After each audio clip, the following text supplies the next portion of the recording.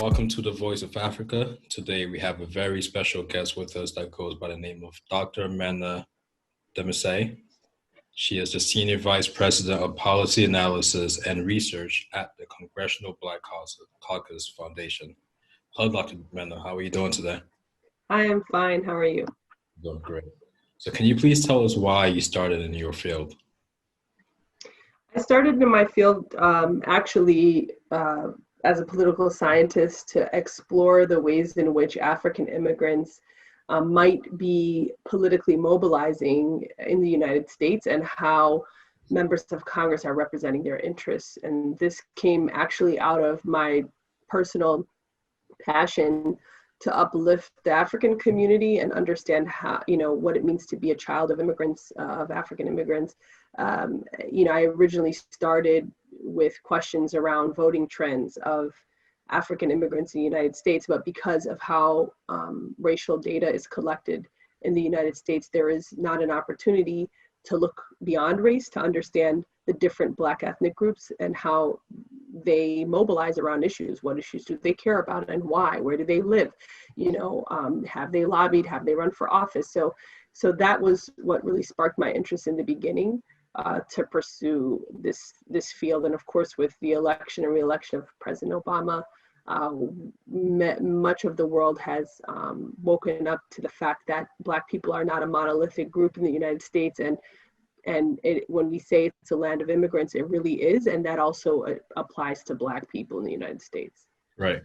And that's definitely a lot of insight you've given us. So what has been some of the strategic aims and goals, personally for you and this foundation? So the goal, we have 3 goals: to develop leaders, inform the public, inform public policy, and educate the public.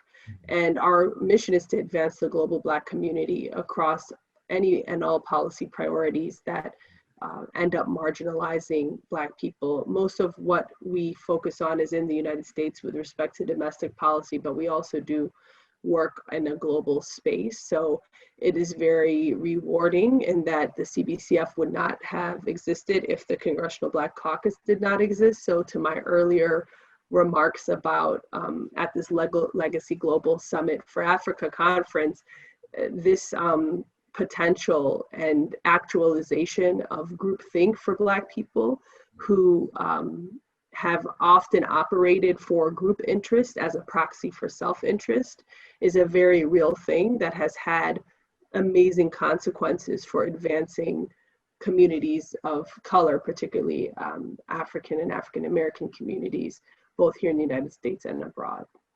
Okay, that's great. So what is your ideal roadmap for anyone that you would give to anyone that wants to follow in your footpath?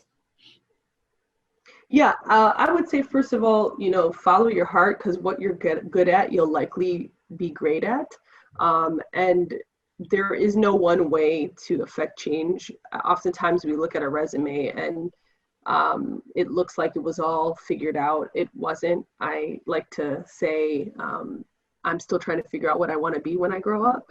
But in all seriousness, it is true that I didn't know I'd end up this way. I just knew that I had a passion, and I tried to work very hard and be open-minded to opportunity, because networking is a huge part of getting to where you want. It's not just being in a room studying books and getting good grades, or it's really being in the right place at the right time. And you can increase your probability of doing that by getting out there, meeting people who look like you and who don't look like you, and really being true to yourself, which means you explore things out of the traditional nature. So I was expected, for all intents and purposes, as a child of African immigrants, to become a medical doctor.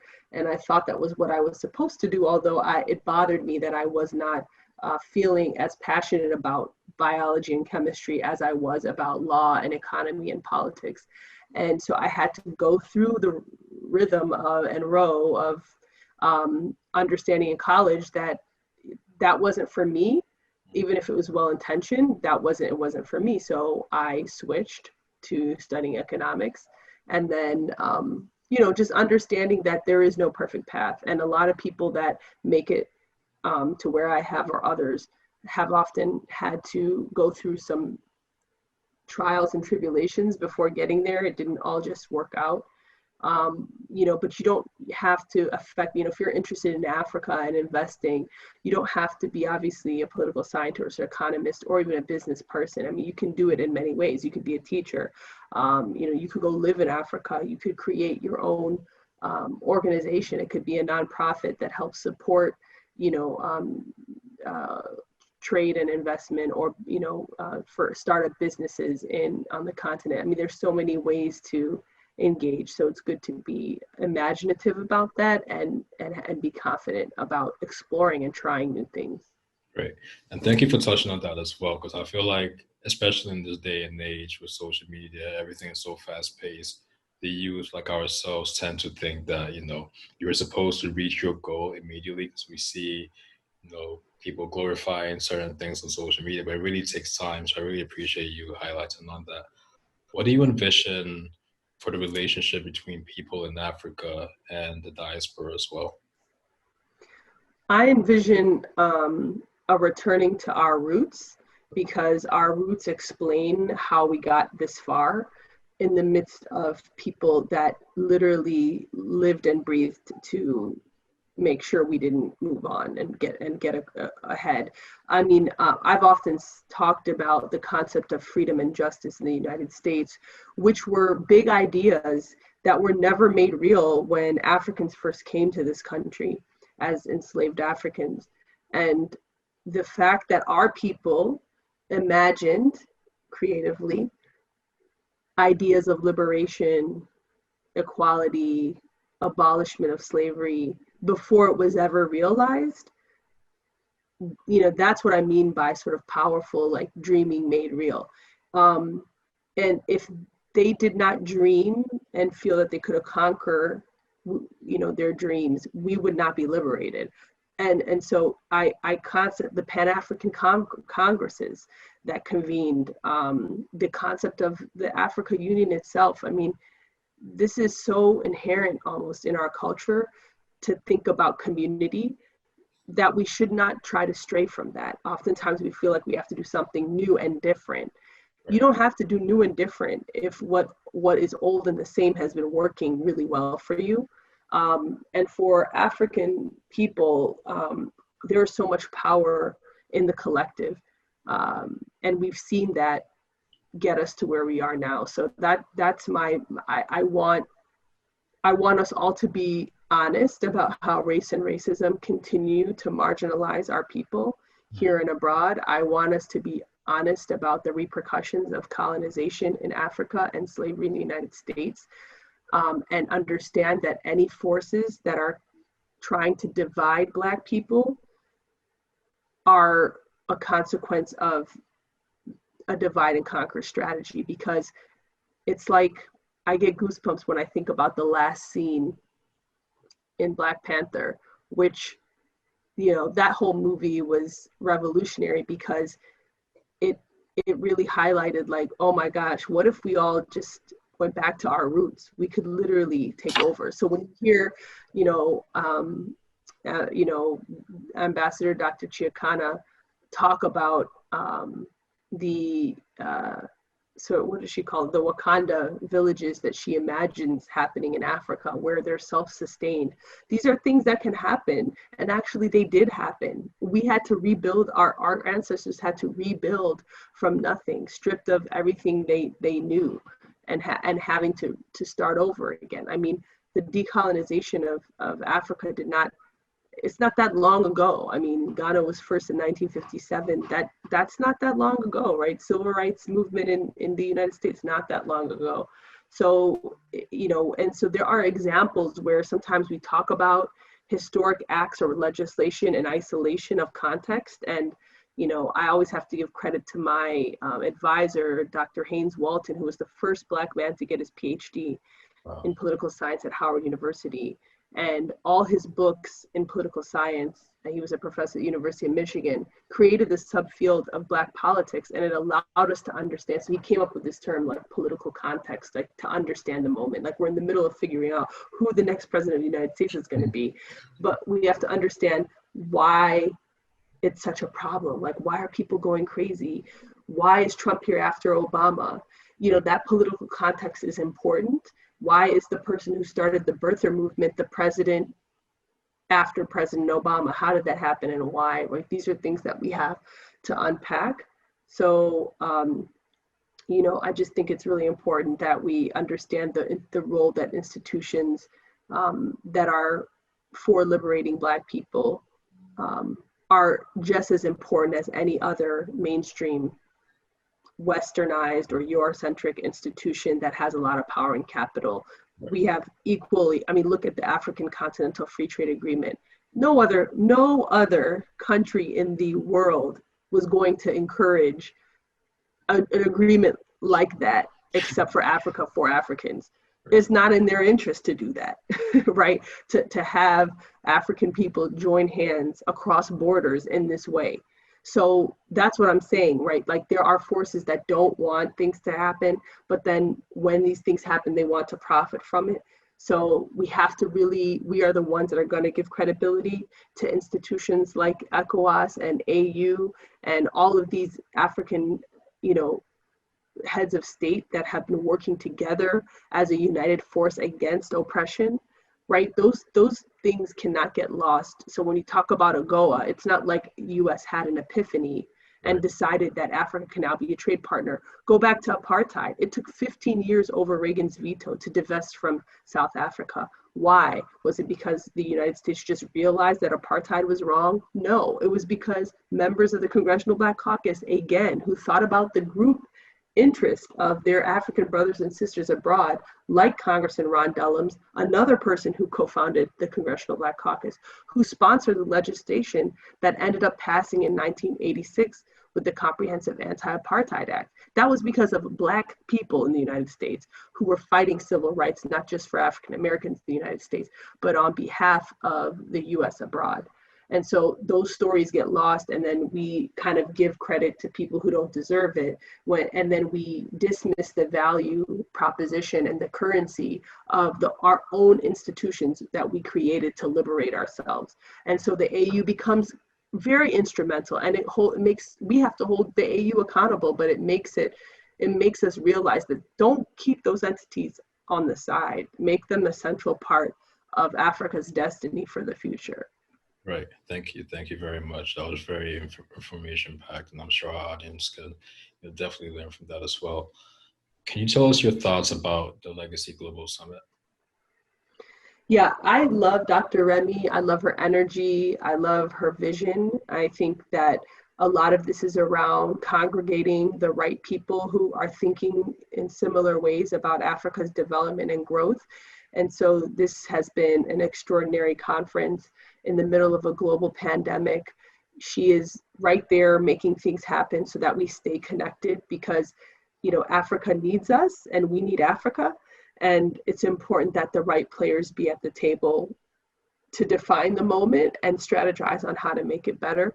So I appreciate having this kind of conversation around investment and trade and capital. And as I mentioned, giving my remarks at the conference, I appreciate spaces to allow for people like myself who come from a political science background to have a role in these discussions. It's really important. I actually recall the State Department a couple years ago when the Prime Minister of Ethiopia came to power, Dr. Abiy Ahmed. The State Department in DC was just having a field day with, wow, like all this potential for reentry and business opportunity. And there was a huge conference that was similar to the Legacy Global Summit, but it was focused primarily on Ethiopia's kind of emerging market economy in light of the new prime minister. And I was in the room with maybe 500 other people. And it was, again, celebration, excitement, discussions about US investment in Africa. And a lot of us who identify with the country and the people and the politics understood that this needed to be sustainable and that nobody in the room was talking about political stability. So I actually asked a question, and both the US ambassador to Ethiopia and the Ethiopian ambassador to the US were on the panel. And I said, you know, this is a great moment, but I don't hear anyone talking about how any of this economic trade and growth potential will be sustainable with the political stability, you know, potential for political instability. And I said, the only reason we're even in this room excited about economic opportunity is because of the shift in political leadership. Like, we wouldn't even be talking about economic growth if we were in a different scenario. So how do we have those conversations? How do we facilitate a healthy, political, stable environment that allows for economic growth? And so I love that I can be part of this conference and have those conversations with the Legacy Global Summit. I think there's a lot of potential, and it's a reminder that we don't need to wait for anybody to have impact, and we have to legitimize our own spaces to understand how we can leverage our own power in these ways. And this is where the diaspora becomes incredibly important. You know, so I hope that other entities and groups of people will continue to value our voices and, you know, work with us, because we have the comprehensive outlook on what Africa needs. Because again, you know, if you have capital, you have choices. And the way a capitalist system works, it doesn't require you to think about the masses. You don't have to. So when we talk about, oh, it's great that our friend just opened up this you know, business and is making so much money and living in a huge mansion while tens of millions of other people are not, you know, who is that success really for? And we cannot force people into investing in certain sectors, but what we can do is provide incentives and government incentives and policies and data information that helps business investors understand, and even trade partners, other countries, understand where the gaps are, right, so that we can diversify our investment. This happens all the time. You can get tax incentives, you know, to implement state-based policies that maybe some states wouldn't implement otherwise, right? Like, you can create incentives for investors to come and invest in profitable, even profit-driven, you know, shelter homes or schools, and I mean, there are ways to do that, and libraries and health facilities, right? I mean, it can be twofold, that you benefit personally, but that you also benefit society. But it has to be, that information needs to be shared. We have to collect better data to understand what the needs are. A lot of African diasporans, we give back, we formalize remittances, we spend over $40 billion. I mean, it's hundreds of billions of dollars that goes back to Africa, and that potential is huge. And if we formalize it in the way the Africa Union is doing with the free trade agreement, we also have potential. That's essentially what we try to do and are trying to do with the Ethiopian Diaspora Trust Fund, is we didn't wait on anybody. It was all volunteer based, and we raised $6 million from 25,000 Ethiopian diaspora people all around the world. And we created our own institutions to do a request for proposals from businesses residing or organizations residing in Ethiopia. That was one of our requirements. They had to be based in the country, and that we would fund them so that they could do more the work that they're doing. And I mean, to me, it's I refer to it as the first modern day mechanism of formalized remittances for Africans by Africans. That's that, and I hope this model gets, you know, spread across the continent. Well, thank you very much, Dr. Menna. It was very information packed, and you know, we hope we can stay in contact with you and help move Africa to the place it's supposed to be. Awesome. Thank you so much. Appreciate the interview. No problem.